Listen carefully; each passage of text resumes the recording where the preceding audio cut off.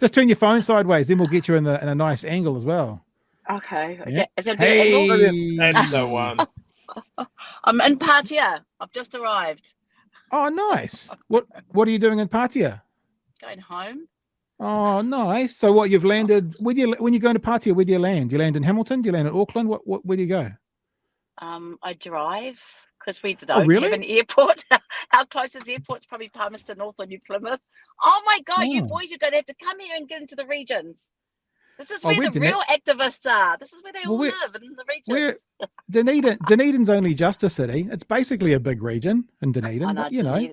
Dunedin's pretty cool. Yeah. We're saving up for a bus to have BHN on the road. One day. That'd be so cool. Yeah. Don't make it pink. We're gonna buy or blue. We're gonna buy Counterspin's old bus. Have you? Yeah, interesting, eh? How all those Hobson Pledges and Julian Batch's all quiet at the moment. Anyone notice? Yeah, it was also interesting how the media is very quiet about ram raids. Apparently, all you had to do was elect National, then all the ram raids just go away. They just go away. Yeah. It's no problems anymore. I saw all the nutters, so that they're all quiet. I just honestly, it's just like they never existed because they got everything they wanted. That was such a great political campaign. So tell us, first day of debates in the House, was it an exciting day, an energized day, a depressing day? How did you and the Māori Party feel about it? Oh, we felt great because we just mobilised thousands of people in 72 hours notice with, don't ever say Māori can't keep a secret. Honestly, thousands of our bloody families kept a secret. Can you believe that? So it was great. I mean, we just sort of said, hey, let's do this. It's on. So finally, when the government did tell us when things were going to start, we mobilised a whole lot of people, hoping more than 6 would turn up, and more than 6, and then got into the oath and rewrote the oath. And people don't like our enunciation of Prince Charles. Hari hari. I have no idea what their problem is. We've just lost you a little bit there. We've lost your mic. Yeah, you're back. Yeah, sorry. And so, we were brilliant day. Of course, it's just when you think Parliament can't get any lower, it got lower. Yeah. It got lower, like so low that you're just like, I mean, it's been a really great week for Te Pati Maori, but honestly, just see some really desperate low-level politics, which sort of reminds me of a couple of iwi AGMs. But other than that, it's great. Do you feel that, I mean, I know this is a big question to ask on day one, but is this 3 years going to be 3 years of resistance and fight and pushback and organise and protest? Absolutely. It has to be. It has to be, It has to be, from our perspective, we can't, no one can sit quiet and let this degree of chaos going on, this sort of disband, disestablish, disconnect approach, the sort of shove the Māoris into the corner, and we don't want them to get healthy. We don't want them to have their own health solutions. We actually want to let them smoke more, and all these sorts of things are just backward. But in a good way though. I'm ever the optimist. I just keep thinking that maybe National's given his little side mates enough rope to hang themselves, and they probably won't last the 3 years. I don't know. I'm trying to be optimistic. It is an interesting thought though. I've said several times when we've been talking about the next years, we always do kind of say assuming they'll stick together, because it seems that Luxon's getting a lot of flack at the moment for a whole bunch of controversial policies, but those controversial policies seem to mostly be coming from his partners, and he has to wear it because he's the boss, no matter where they come from. Now, I think someone in the House said, all you guys own each other. You own all of that side today from that side of the House. You can't get away from it. So whatever ACT wants, whatever New Zealand First wants, Luxon still has to own. But this is a cycle, because remember in 2017, Labour got in with the same interrelationships. 2020, they didn't need that because they sold everyone that they're the solid ones. Their partners a bit chaotic. And then, they did a 3-year term based on letting the polarized politicians with his Lincoln lapdog go and push all the things off that they're pushing, and then by the 3rd term they couldn't get back in. So I and the other side of it, I don't know, will there be many people left that support ACT? Will they be left in 3 years because they're all old, you're saying?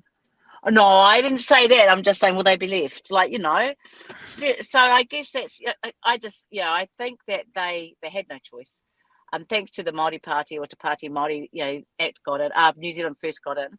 But I keep sort of saying their combined votes, these two minor parties, New Zealand First and ACT, make up less than the 20% of Māori not kicking on our allies in Pacifica that they've really pissed off. So, yeah, I think there'll be lots of resistance. I think there'll be lots of challenges. I think Te Pati Maori's up for it. We'll continuously reinvigorate how we do it when we mobilise. They'll never know what's coming at them, which is what happened Monday. We completely took all the attention and media away from them. And I think, Luxon's acting like a first term. He's acting like a first term Prime Minister and a second term MP. Everybody knows me here, so. Here's a strange question for you, because you're obviously seeing Luxon as an amateur, which is what you just said. What advice would you give him if he was going to do a better job? Like, I mean, I think all of us still want a successful government, even if we don't support them. We don't want the government to ruin our country. What advice, if you were to give him some advice over a beer, what would it be? Look, I probably wouldn't have a beer with him. But the reality is, I think any Prime Minister, especially one that's got such extremes that they've brought into government, have an obligation to look after those who didn't vote for them. Let's remember, there are 1 million people, what was it? A fifth of our population didn't vote. Yeah. Then there's a whole population who did vote, and there's Māori who voted. You look, absolutely unapologetically put Te Pati Maori in all those electorate seats. If I wanted to be a long-term thinking Prime Minister, my advice, not that I think he'll ever ask it, is that, keep your circle, keep your council balanced. And even though you've got all these extreme policies, make sure you go out and see and hear and be involved in other kaupapa. But the reality is, we've watched them. He doesn't have a chance. I mean, every time he goes to ask a question or answer a question, Winston gets up and interjects and does like point of order. It's like Winston's doesn't even know how to let the Prime Minister answer his own questions, because he's so used to being the man in charge. And I think when he was last time with Jacinda, she allowed him that space. Right. She allowed, as a younger woman, she sort of found that synergy with him as the older man, the uncle, which he hates being called. But you can't pull that off with another man, and with Chris Luxon, who's just desperately trying to pull through. Interesting though, and I will say this, there are MPs that are in cabinet, in national, that are working really hard to have relationships with us. Mm-hmm. How come that's, why don't we not, look, we had this conversation last night, Debbie, and it's not our place to say this, but blowhards get on a podcast and they start bouncing all sorts of ideas around. And I had this thought that it kind of looks like, I know it's very early, but it kind of looks like this government has a toxic relationship with Māori. And if you start thinking about the idea of a relationship, be it a marriage, if it was a toxic relationship, at some stage, the person who is being abused in that relationship needs to get out of it. That's the only way for them to be safe. What are Māori going to do through this term? I've written down the word unchallenged. If this government was to stay in for these 3 years unchallenged, meaning they hold it together and they do whatever they want to do, what does that mean for Māori? Where is Māori going to be in 3 years from now? Well, I mean, it's pretty simple. The Māori Health Authority wasn't put in there because everybody wanted to have a Māori Health Authority. It was put in there to address the fact that 150, 60 years of solutions, of taxpayers' money, wasn't being targeted and utilised the same way. And we continue to see Māori are dying 7 to 10 years earlier than non. And that's not because we have a death wish and we're always jumping off bridges and off parachutes. It's actually because we are not being met within the health system. We do not go and get referred to specialists. A whole lot of science and academia, medical science that I'm not the expert of, but believe. And then we've got smoking, which kills us 3 times more than anyone else. It's an avoidable death. These are all avoidable with proper solutions. So where we will likely be if there was no resistance is that there would be less real spoken. There would be less real opportunities for our tangata tiriti, who actually take it up more up here than our Binkan Māori do. There will be worse health statistics. We will all be locked away. And because that's the only way to justice is to prison them way through justice. And I guess, we will be backwards. And because the solutions are very about self-managing and the final orders and all that, will likely not be able to cope with the clawback. We have education system. I'll be fair, I don't know the whole thing about charter schools, but I do know that Kura kaupapa work. But, they're not putting anything into that thought as well. So we will be worse. We will be worse uneducated. We will be disproportionately unwell, dying. We'll be disproportionately displaced with loss of culture. It's a revolting thought, but that won't happen because name me a time when any government in this modern times has been able to repress or oppress Māori to that degree. And I keep looking, there's a reason why Māori is official language and not English, because we fought for it. Yeah. Nobody fought for English to become an official language. There's a reason why we have Māori television, real programs, because we fought for it. There's a reason why we have land settlements and treaty claims, because we fought for it. So I don't think, and I'm just going to say, so we've been interviewed by BBC, CNN, Al Jazeera, ABC, names like DFG, names I don't know. There's so much international interest in what's happening here. I don't think it will happen, but we just can't. There'll be no resting. It's nice you've been interviewed by all those places, and then you come to the real media and talk. Oh to us, yeah, Save the best till last. Absolutely. Debbie, I was under the impression that Shane Jones was the saviour of the Reo and all of that. It's really interesting because it certainly sounds like he was the spokesperson for all Māori everywhere the other day. Well, he didn't get a single Māori mandate. Have I been misled? I think, look, he's got wakapa ears, no doubt. I mean, in his day, he was even.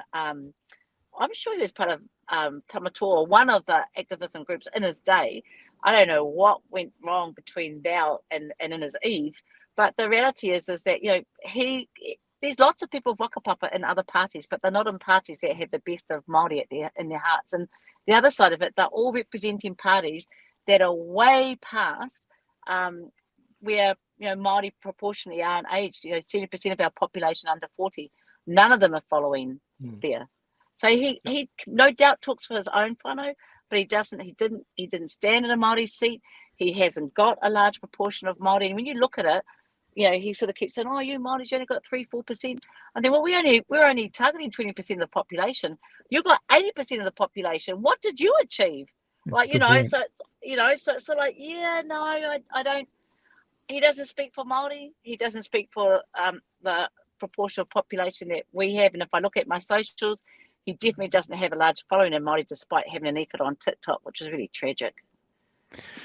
Once you see it, you can't unsee it. I just have to say for myself that Te Pati Maori's results in the election, and especially that demonstration that, as you mentioned, you pulled together so quickly, has been a bright spot for me in this election. It's great to have what I see, like authenticity just rings through when you see it in people. And do you mean fresh? Are we being too fresh? Look, the we have about Te Pati Maori drip in the chat is constant. But yeah, like we were saying last night with the opening of the house, is that you can take shots of the military brass bands and the pomp and just the traditions of a Westminster style government, and then you get our like the New Zealand input, the Maori input into it, and you go, cool, now I know what country we're in. It's just good. Just keep doing what you're doing. It's not just Maori that are behind you. It's people that recognise that we are the New Zealand of the 1950s. That's right. And our tangata tiriti, you know what? Our allies everywhere. I mean, I looked at one particular town and I was sort of like going, I couldn't see my cousins, but I could see all my mother's cousins. I think, where are you? Oh, one goes, I stepped in fire. Like, what? But our tangata tiriti who turn up, who get it, and who really are blessed. We love each other. I mean, I'm lucky because I'm my mother's Irish, my father's I'm comfortable in my tiriti bones. But the reality is, some haven't got that, and they are still supporting giving their land to us. It's just amazing. I sort of genuinely do feel sad that there is a population that is represented in these parties that make up government that don't get that richness. And I think, oh, your life must be so sad, so boring. Like, I was at something this morning and everyone was talking. So it was Rarotongan, it was English, it was actually Nuan and Maori, all saying the same thing about this government and what we need to do together. It was beautiful. So, like I said yesterday, I thank the government for their complete nuttiness and hatred, because that's what brings us together. That's what brings us together, so. Hey, Debbie, if you've got time, I've got 2 quick questions. You okay for a couple of minutes? Yeah, of course. The first one, I'm actually going to play a little bit from the house today, because I want to ask you about Te Pati Maori and you personally when you are thinking about the situation in Gaza right now. So we're going to start this clip with Damien O'Connor. It's only about 60 seconds, but it finishes with you speaking. Lots of people in the chat, just so you know, talking about and wanting us to tell you how amazing you were in the house today, especially around Palestine. Oh, thank you. Let's just play this, and then I'll get your thoughts. I follow Spider-Hoof. Get your thoughts around here. That's from Spider-Hoof. There you go. Yeah. A call to an end to this depravity, this genocide, this slaughter. That's what it is. And I call upon Israel, a nation that has been set up and seeks sympathy and support because of the Holocaust and the outrageous outcomes. I call on that nation to look at itself and to apply the same humanity to the people of Palestine. The sentiment echoed by the Greens. But it is intolerable and grotesque to suggest the actions of the Israeli government are self-defence. This is retaliation against civilians. The entire party donning keffiyeh in support of Palestine. Every 10 minutes, one of those kids, everything is killed in Gaza. As did Te Pati Maori's Debbie Ngarewa Packer. From the river to the sea, Palestine must be free. As members gave passionate... So lots of people wanted to pass on their thanks for the way you spoke today. Just while you're here, can you share anything with us from what's going on, what you guys are trying to do, how you guys are operating towards this, this world humanitarian crisis over there? Oh, look, we have got everything. The same way that we mobilise our people in 72 hours, it's the same absolute access to every social, every influence, every influencer, every discussion, every kaupapa we go to, every time we're on TV, unless somebody's actually washed hers and hasn't brought it into mahi.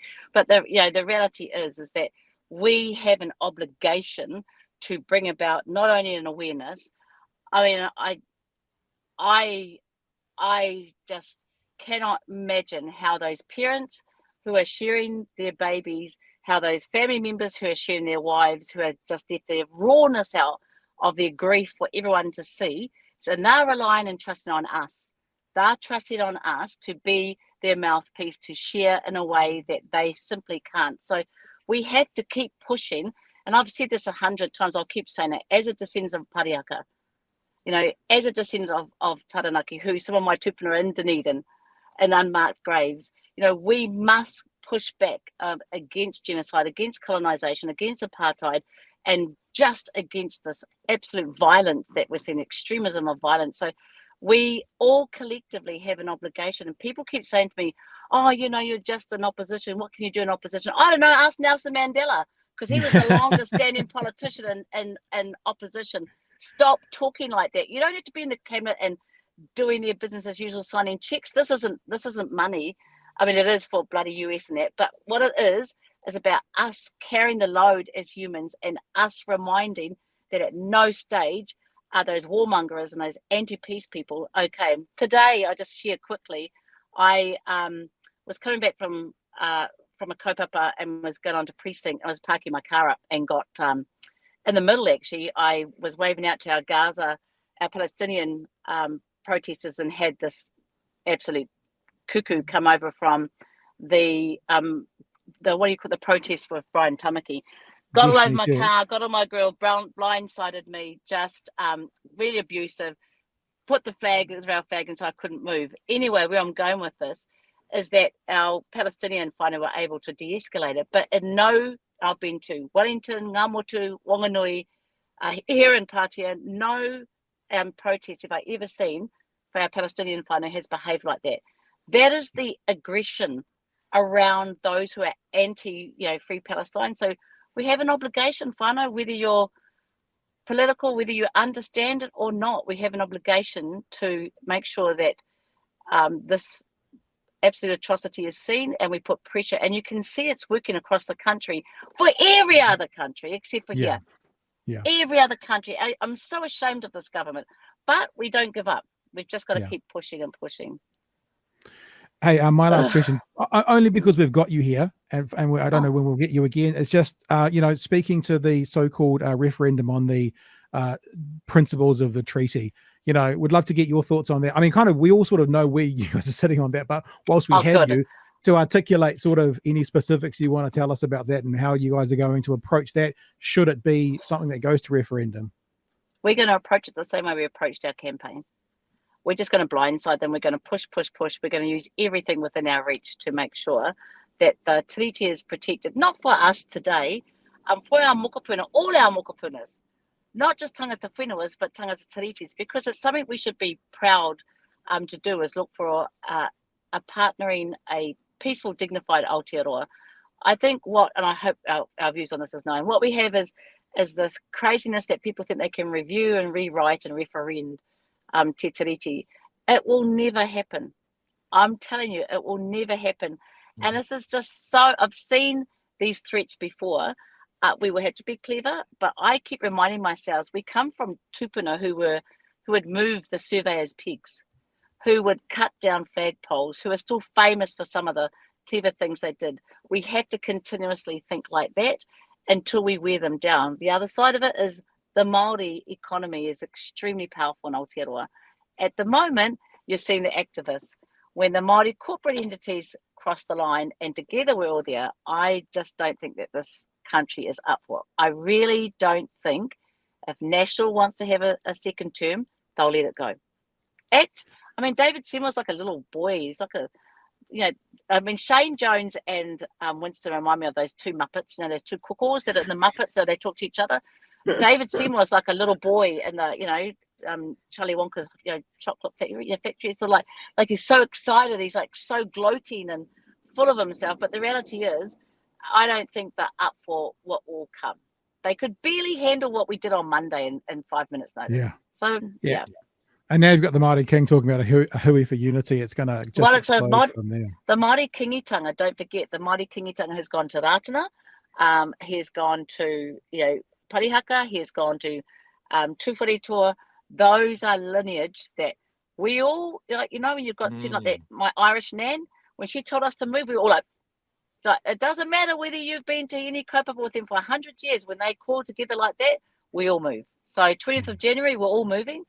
And I think this government's been very short-minded. But I think they're going to sidestep it. Let their little Muppets, the two cuckoos and the Muppets and the other one and the lolly shop, take the blame. And we'll just keep targeting it. So it's going to be really interesting. Like I said, I thank them for this craziness, because they've really helped us to unify and show what Aotearoa really looks like in the future. But it's going to be messy, that's all. It sounds like you're kind of saying you need to be uncomfortable to find that place to push back on. If everyone's comfortable and everyone's happy and everyone's well fed, then everyone just sits around. But if you've got a reason to push back, then that's when you see the true nature of the person. Yeah. You know what's frustrating is 2.2 million people are living off less than 30,000 a year. We've got so many homeless. We've done nothing for the students, the workers, the unions. I saw PSA. The unions are even backing us on what's going on. I just keep thinking, God, imagine if we had a government just said, we just said that for the campaign. Now we really want to progress and look after our young, look after those who are struggling, deal with poverty. But no, instead, what do? Smoke more so we can get tax breaks for our rich mates. Yeah.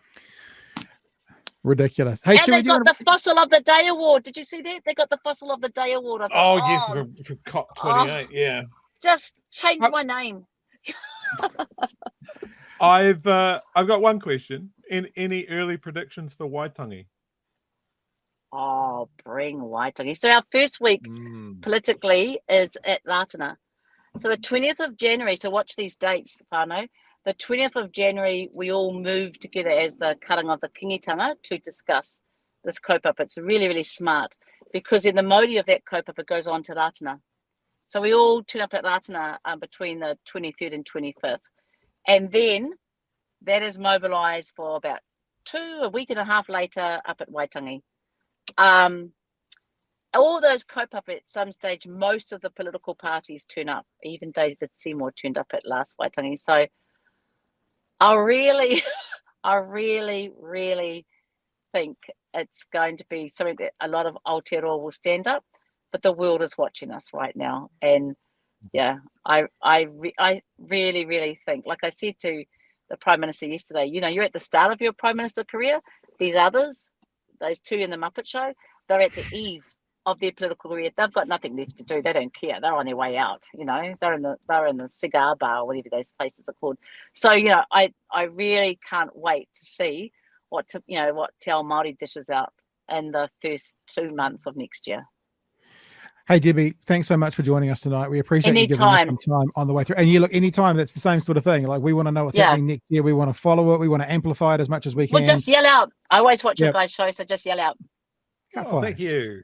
All right, dude. Drive safe. Thank you. Ka kite. Talk to you soon. See you later. Cheers, Debbie.